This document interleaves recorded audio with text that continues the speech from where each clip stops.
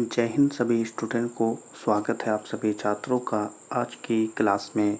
प्यारे बच्चों, आज की क्लास में हम व्याकरण के बहुत ही महत्वपूर्ण और वीवीआई ऑब्जेक्टिव क्वेश्चंस को याद करेंगे। ये सभी ऑब्जेक्टिव क्वेश्चंस आप सभी बच्चों के मैट्रिक परीक्षा 2025 के लिए बहुत ही इम्पोर्टेंट है और वीवीआई है। तो आप सभी छात्र इन सभी ऑब्जेक्टिव क्वेश्चंस को जल्दी से याद कर लेंगे और इस क्लास को भी अंत तक देखेंगे। तो चलिए आज की क्लास को शुरू करते हैं। पहले क्वेश्चन को देखते हैं। पहला क्वेश्चन जो कि बहुत ही वीवीआई है, प का उच्चारण स्थान क्या है। ठीक है, व्याकरण में ऐसे प्रश्न बहुत देखे जाते हैं, इसीलिए आपको इसे याद करना पड़ेगा। ठीक है, क्वेश्चन है प का उच्चारण स्थान क्या है। ठीक है, तो चलिए इसके आंसर को हम बता देते हैं। इसका जो आंसर हो जाएगा प्यारे बच्चों, वो हो जाएगा ओष्ठ, यानी प का उच्चारण स्थान जो होगा वो होगा ओष्ठ। ठीक है, तो आप याद रखेंगे, आंसर को हमेशा याद करने का प्रयत्न करें। ठीक है, इससे आपको बहुत फ़ायदा होगा। चलिए अगले क्वेश्चन को देख लेते हैं, पर यहाँ पर इसे थोड़ा सही कर लेते हैं। ठीक है प्यारे बच्चों, चलें अगला क्वेश्चन है जो कि बहुत ही इम्पोर्टेंट है।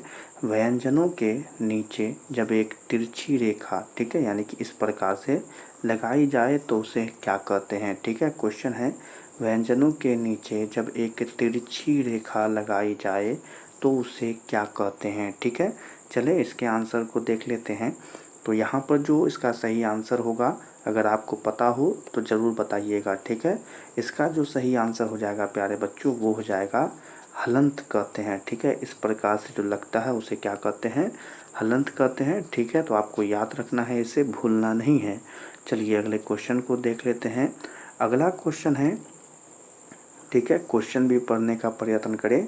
स्वरों के उच्चारण में लगने वाले समय के आधार पर स्वर वर्ण के कितने भेद होते हैं। बहुत ही अच्छा क्वेश्चन, ठीक है, वीवीआई क्वेश्चन है। स्वरों के उच्चारण में लगने वाले समय के आधार पर स्वर वर्ण के कितने भेद होते हैं। ठीक है, आपसे भेद के बारे में पूछा जा रहा है, तो चलिए इसके आंसर को हम बता देते हैं जल्दी से। इसका जो आंसर हो जाएगा वो होगा 3, यानी कि कितने भेद होते हैं, तो 3 भेद होते हैं। ठीक है, तो आपको याद रखना है, इसे भूलिएगा नहीं, आपके परीक्षा में यह प्रश्न आएगा ज़रूर। ठीक है, चलिए इस आंसर को देख लेते हैं। बहुत ही अच्छा क्वेश्चन फिर से, च का उच्चारण स्थान क्या है। ठीक है, बहुत ही अच्छा क्वेश्चन, च का उच्चारण स्थान क्या है। ठीक है, तो चलिए इसके आंसर को बताएं, जल्दी से बताएंगे सभी प्यारे बच्चे, क्या हो जाएगा इसका आंसर। तो इसका जो आंसर हो जाएगा प्यारे बच्चों, वो हो जाएगा तालु। ठीक है, तो याद रखेंगे आंसर क्या हो जाएगा, आंसर हो जाएगा तालु। ठीक है, तो याद रखना है। बढ़ते हैं अगले क्वेश्चन की तरफ। बहुत ही अच्छा क्वेश्चन, निम्नलिखित में अतः स्थ व्यंजन कौन है। निम्नलिखित में अतः स्थ व्यंजन कौन है। ठीक है, चलिए इसके आंसर को बता देते हैं। इसका जो आंसर हो जाएगा प्यारे बच्चों, वो हो जाएगा ल। ठीक है, तो याद रखेंगे, अतः अस्थ व्यंजन क्या होगा, तो हो जाएगा ल। ठीक है, बढ़ते हैं अगले क्वेश्चन की तरफ। सभी क्वेश्चन याद करते हुआ चलेंगे सभी प्यारे स्टूडेंट। एकात्मिक स्वर निम्न में से कौन है। एक मात्रिक स्वर निम्न में से कौन है। ठीक है, देखें और बताएं आप इसमें से क्या होगा सही आंसर। ठीक है, ज़रूर बताने का प्रयत्न करेंगे।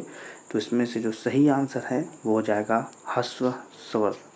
ठीक है, तो याद रखेंगे क्या हो जाएगा आंसर, आंसर हो जाएगा ह्रस्व स्वर। ठीक है, बढ़ते हैं अगले क्वेश्चन की तरफ। बहुत ही अच्छा क्वेश्चन, मुक्ताक्षर की अंतिम ध्वनि क्या होती है। क्वेश्चन है मुक्ताक्षर की अंतिम ध्वनि क्या होती है। ठीक है, चलिए इसके भी आंसर को देखते हैं और पता करते हैं इसका सही आंसर क्या होगा।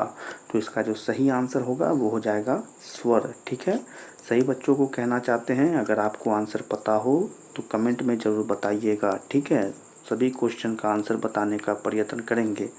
अगला क्वेश्चन है, निम्नलिखित चिन्हों में इकहरा उद्धरण चिन्ह कौन है। क्वेश्चन है, निम्नलिखित चिन्हों में इकहरा उद्धरण चिन्ह कौन है। ठीक है, तो चलिए देखते हैं यहाँ पर चिन्ह सब जो उपस्थित है। ठीक है, तो इसमें से जो सही आंसर हो जाएगा इसका वो हो जाएगा 1। ठीक है, यानी कि इस प्रकार से जो चिन्ह रहता है, ठीक है, ये सही आंसर होगा। ठीक है, तो याद रखेंगे इस चिन्ह को। ठीक है, बढ़ते हैं अगले क्वेश्चन की तरफ। बहुत ही अच्छा क्वेश्चन। ल कौन व्यंजक है? ठीक है, ल कौन व्यंजक है, पूछ रहा है कौन व्यंजक है यह प्रश्न। तो चलिए इसके आंसर को बताएं। ल कौन व्यंजक है? तो इसका होगा अंतस्थ व्यंजक। ठीक है, अंतस्थ व्यंजन है। ठीक है, याद रखना है, भूलिएगा नहीं। बढ़ते हैं अगले क्वेश्चन की तरफ, जो कि बहुत ही अच्छा है। किसकी अंतिम ध्वनि स्वर होती है? किसकी अंतिम ध्वनि स्वर होती है? ठीक है, चलिए इसके आंसर को देख लेते हैं। तो क्या हो जाएगा इसका आंसर? आंसर हो जाएगा मुक्ताक्षर की। ठीक है, क्या हो जाएगा आंसर? आंसर हो जाएगा मुक्ताक्षर की। ठीक है, तो बढ़ते हैं अगले एक और बहुत ही अच्छे क्वेश्चन की तरफ। ठीक है, देखिए छ, त्र और गया कौन व्यंजक है? बहुत ही अच्छा क्वेश्चन, बहुत ही वीवीआई क्वेश्चन। ठीक है, तो इसके आंसर को भी देखते हैं, क्योंकि इसका आंसर भी वीवीआई है। ठीक है, तो इसका जो आंसर हो जाएगा प्यारे बच्चों, वो है संयुक्त व्यंजन। ठीक है, याद रखेंगे, भूलना नहीं है सभी बच्चों को। ठीक है, याद रखेंगे संयुक्त व्यंजन। ठीक है, चले पढ़ते हैं अगले क्वेश्चन की तरफ। बहुत ही अच्छा क्वेश्चन। वर्णों के उच्चारण समूह को क्या कहते हैं? वर्णों के उच्चारण समूह को क्या कहते हैं? ठीक है, तो चलिए इसके आंसर को देखेंगे, और इसका जो आंसर है वो आप सभी बच्चों के सामने है। आप बताएं क्या हो जाएगा आंसर? आंसर हो जाएगा वर्णमाला। ठीक है, क्या हो जाएगा आंसर? आंसर हो जाएगा वर्णमाला। ठीक है, तो याद रखेंगे प्यारे बच्चे। चलिए बढ़ते हैं अगले क्वेश्चन की तरफ। ठीक है, यहाँ पर इसे थोड़ा सही कर लेते हैं ताकि आप सभी बच्चों को दिखे।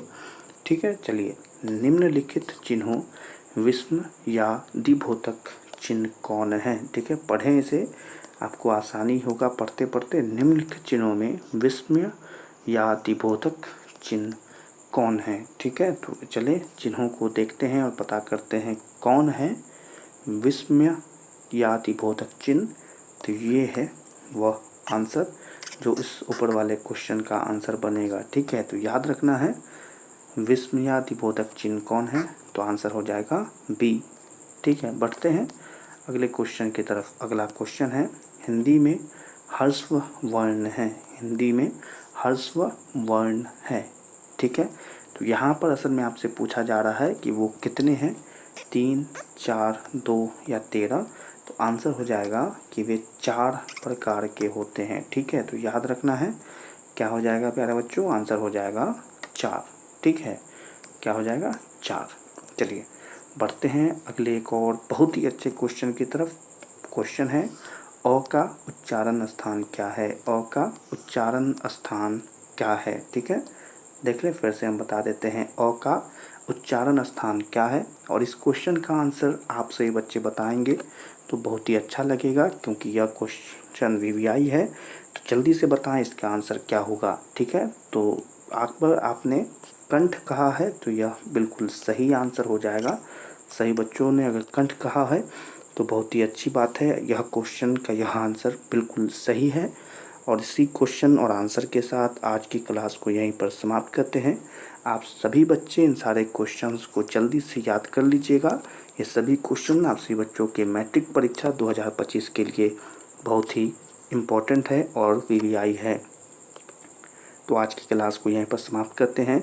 आज की क्लास पसंद आई हो तो इसे लाइक कर दीजिएगा, और अपने मैट्रिक परीक्षा 2025 के लिए चैनल को सब्सक्राइब कर लीजिएगा, ताकि आपको वीवीआई ऑब्जेक्टिव और सब्जेक्टिव क्वेश्चन प्राप्त होती रहे। ठीक है, तो आज की क्लास आपको कैसी लगी कमेंट में बताएं, और इस क्लास को अपने दोस्तों के साथ शेयर भी करें। सभी छात्रों से मिलेंगे अगली क्लास में। तब तक के लिए आप सभी छात्रों को जय हिंद।